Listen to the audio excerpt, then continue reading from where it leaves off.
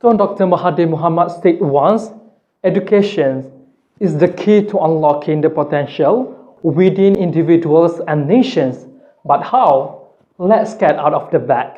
Previously, when I was becoming a preschool teacher, I ever asked my students, what do you think about science? And you know what? They said, science is boring. From this situation, I keep thinking, how can I create a magical touch in early science learning? But unfortunately, it's not that easy. But why? Here the story is. Last year, there was just only 15.2% out of 415,000 Malaysian school students choosing science stream, and it remains significantly below the country's target. But do we really know why this happened? You don't know? It's okay. Let's spill the bean together. In 2021, a Malaysian academician named Dr. Anwar Ahmad peculiarly stated that the main reason why students are not keen to learn science is because they have been forced to face the scary learning style. But I see this situation with silver lining, and I whispered to myself, man, do you still remember what kind of science environment that you dreamed of when you were young?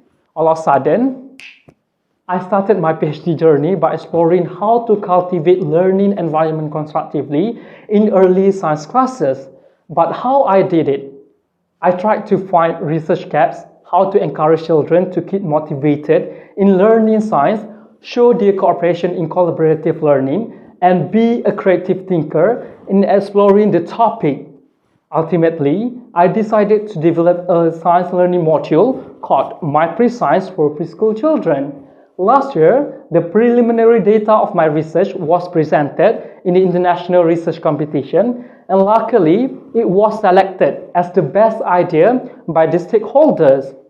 And surprisingly, they highlighted that the idea could transform the perception of children from science is boring to science is fascinating. More profoundly, even the module that I developed was not accurately perfect, but the experts agreed that the elements of 21st century learning presented through project-based learning were apparently essential as a benchmark for children to have a top-notch education as suggested by the Sustainable Development Goal 4.0.